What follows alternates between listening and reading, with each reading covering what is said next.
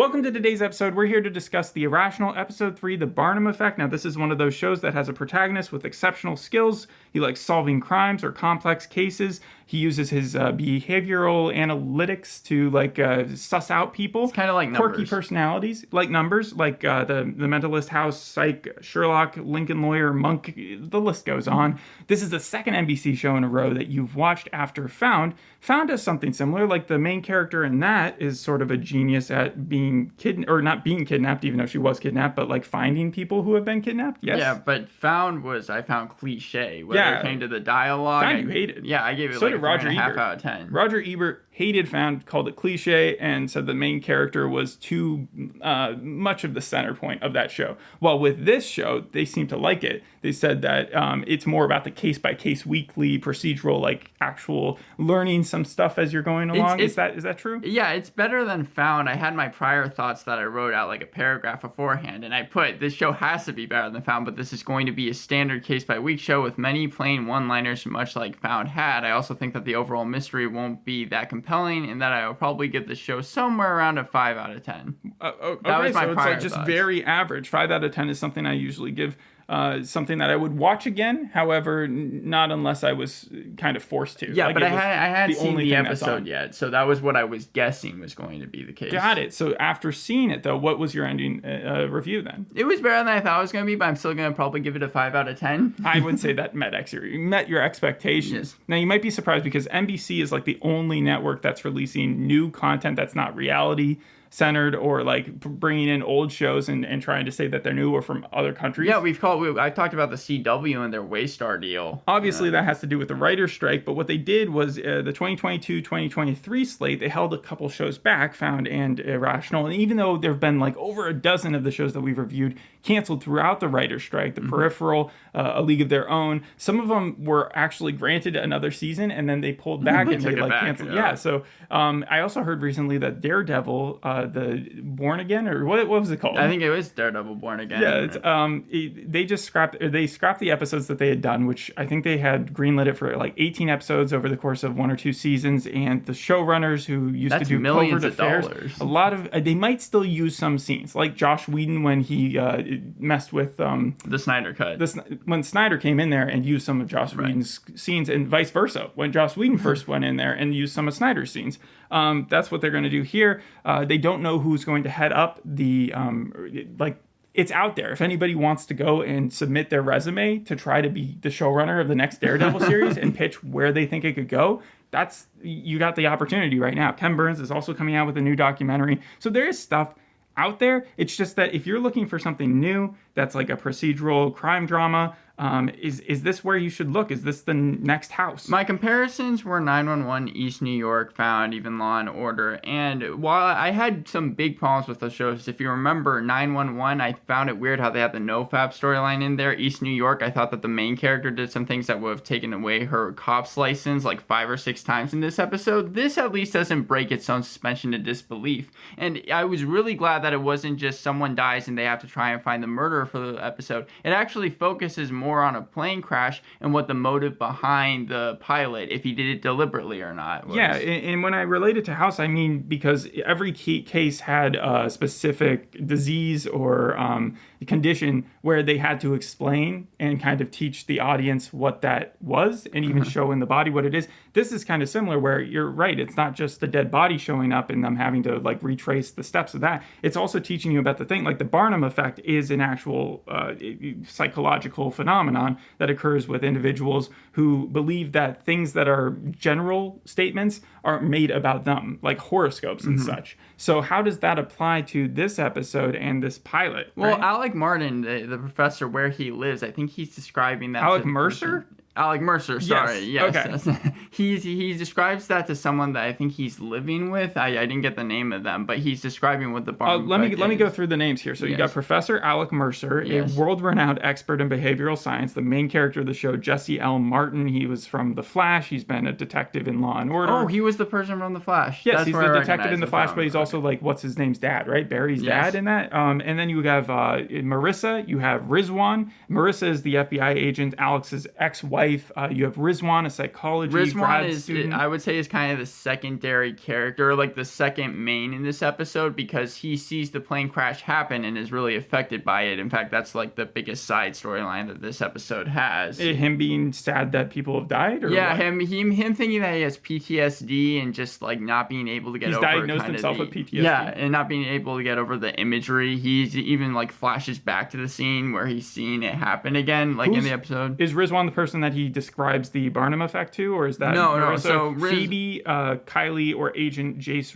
Richards? Rizwan and Phoebe, they are the graduates that are helping Alec. Okay, it's like his team again, like House, Cameron, and that I was just about to say, like House, because the other doctors Chase. are like, they're not as and Omar Epps. They're not as like they're still in college, right? Or they're he just needs out his of college team to like bounce ideas off of. I would assume everybody's usually got a partner in things like not The Rookie, but what was the other show that he was in? Castle, right? Like you always have your partner. This guy has literally just two people who follow him around, sort of like they're his apprentices.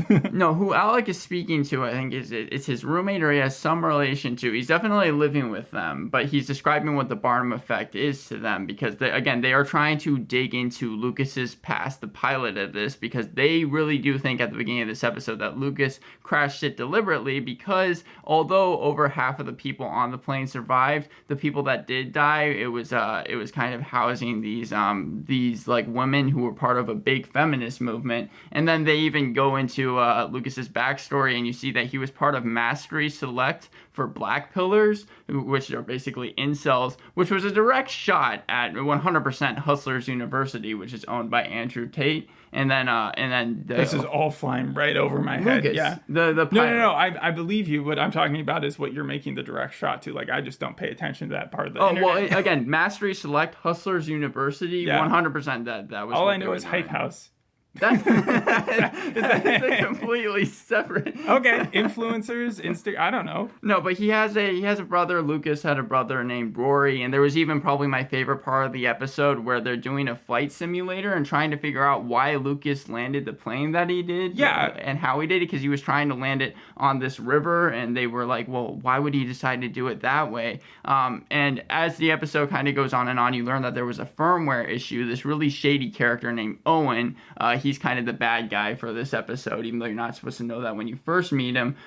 He didn't want to tell people about this firmware issue. It's actually a little bit like the Titanic, that I don't think the Titanic had much firmware. Well, no, there was an issue with these planes. Yes, is where it comes down to. And you mean okay? Yes, the one that happened. The Titanic submersible. The one that happened this year, because he didn't want to let people know about it, because he was afraid they were going to lose money if he did, and so therefore he's. I don't think it was as much a firmware issue as it was like the actual construction of the thing and how they made cheap parts and stuff like that. Right, this is more. And he even goes. There's a guy named Dale, I think, that was supposed to really work on these plane rides. He gets arrested in the episode, and it was like supposed to be something that they could patch over in like a week, but Owen just decided not to do that because he didn't want to lose out on the money. Mm-hmm. When it got to the ending of the episode, I found that to just kind of be a little bit cliche, because they detain Owen, and then that's when we actually get to see Alec do his type of deduction, his observation. Right? Yeah, well, he's saying let Owen go, because if they don't let Owen go, there's going to be a lawyer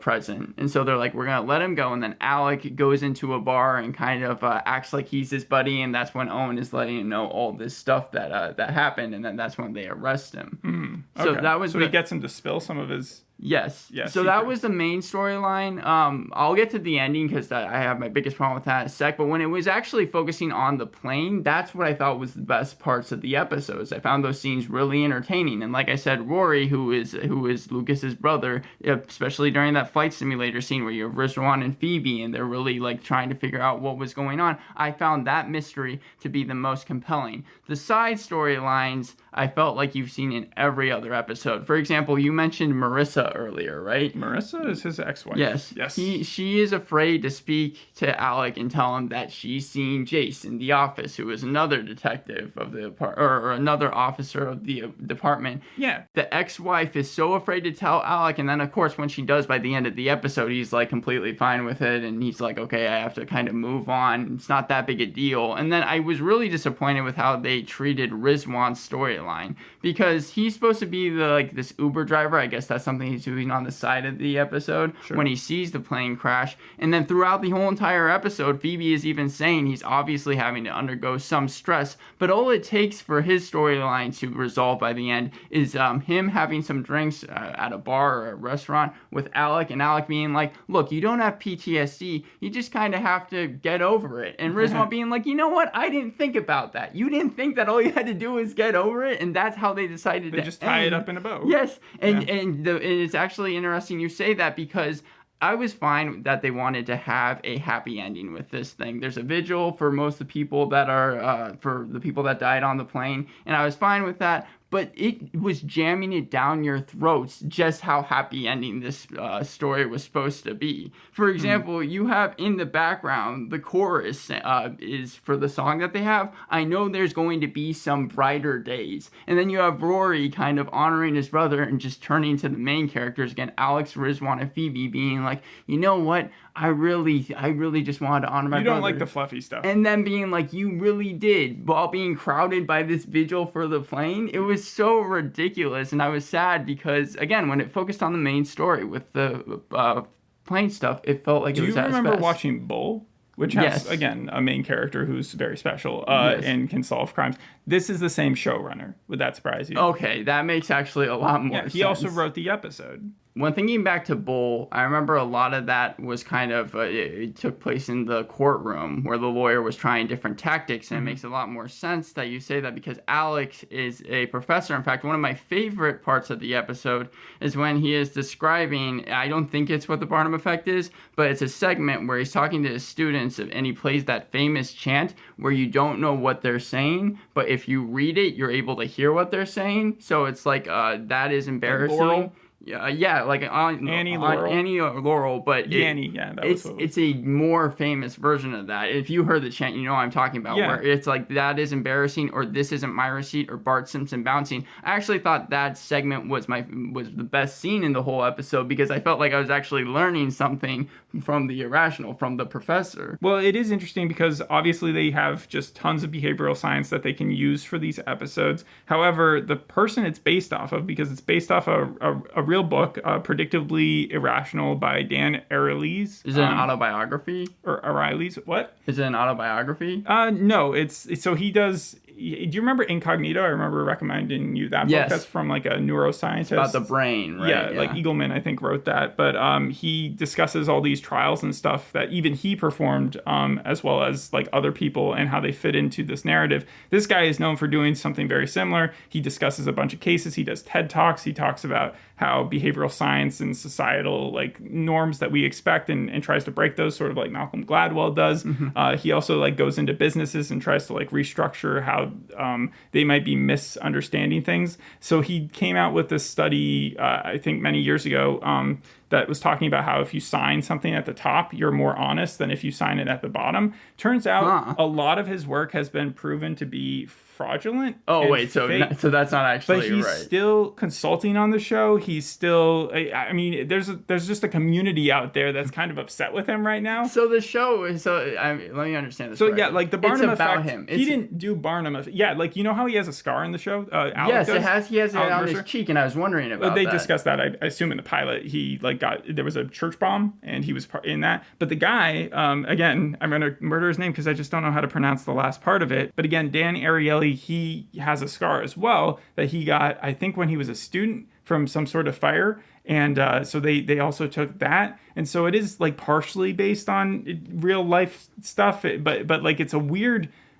hybrid version. I've just never seen it where the person that they're making the show about is at the same time facing a scandal of like, how much of your data have you made up? Because it wasn't just one study. There were multiple studies where they're like, did this even happen? Was this right before the show aired, or has this been going on for years? Well, the most recent stuff has been from like August and July, so it is pretty recent. However, there have been stuff from previous years that were highlighted. In 2012, I think, is when they first came under fire for earlier studies where they tried to repeat the same results and they weren't getting the same results. So these people were coming out and saying, this doesn't make sense. Then he would cop to certain things like, oh, I didn't see the final edit of it and I wasn't in charge, even though he would have been technically. Yeah, he's the one that's coming up with this stuff. Well, they right? mean the documents before they were published. So a lot of it is like, did he just get famous by publishing stuff that he knew wasn't 100% legit just to follow his own narratives? But at the same time, you can still enjoy the show because it doesn't depend on his research. Yeah, no, one thing I was really glad about was, and it was something that Found absolutely had, was annoying side characters. Here, Rizwan and Phoebe, I was fine with. Even though I didn't like Rizwan's storyline, his character, I actually thought that they were getting stuff done, which usually in these type of TV shows, they just have some side storyline that doesn't really have to do with anything. Here, they were trying to, again, see it with Rory with the flight simulator, see why Lucas was trying to land the plane that way before they learned about the firmware issue. I also find it interesting how with Lie to Me, we talked about in Found, it stars the main woman from that. But this show is definitely more substance-wise parallel to that show. Does that make sense? Because he's like reading people's emotions and he's got a team around him. I was going to say the content feels more real. With Found, it just felt like it was so manufactured. Here it seemed like what they were actually investigating, this plane crash, seemed like it could actually happen in the world that they were living in. So does this feel like a USA show like Psych and Monk, or does it feel more like a Fox show? I would still put it in the CBS, NBC, ABC category. It still follows the same exact pattern, has the same quirky tone or jokey as like those other ones. Thankfully not, because I don't think it would help this show at all, and it still keeps the same kind of case by week structure. You can still watch any episode of this, and I think you're going to be able to catch up and be completely fine. There is also one more show coming out on NBC with John Cryer and Donald Faison leading a comedy called Extended Family. So that's gonna be... Wait, Donald Faison from Scrubs, yes, and John Cryer from 2.5 Men are doing a comedy? Yes, called Extended Family. You can already see where that's going. You know, it's going to be fun. And then also Shonda Rhimes, creator of Grey's Anatomy, Scandal, right. Inventing Anna. Her company is going to produce a documentary on Black Barbie. So on Black Barbie? I think it's just obviously going with the Barbenheimer thing, and it's just like cashing in on all that. So Netflix is going to produce that as well. But other than that, anything else you want to talk about specifically for the episode? It was directed by John Terlesky, and again, Mark Goffman, the showrunner of Bull, is the one who wrote it. And then it got a 3.94 million viewers. Oh, wow. Okay, so I mean that seems like it's going to be better than usual, right? With I think it's okay. I think it's probably good. Yeah. I think this is a lot better than the case by week shows that we do. That being said, though, I would still give it a 5 out of 10 because I just found the side storylines and also the way that it wrapped up to be too happy. It's got a 6.8 on IMDb and then like a lower Rotten Tomato score critic-wise, but audience-wise, it's in the 70s. This seems like a show that's going to be renewed for a lot of seasons. Like I can imagine 6 years seeing Found on or The Irrational on TV. People do like the main character, the Jesse L. Martin guy. Yes, his acting was probably the best out of all of them. And since he's so used to playing that detective character, I can see him doing that for a while too. Yeah, other than that, thanks for listening. We'll see you on the next episode. Hope you enjoyed this one. Bye. Bye.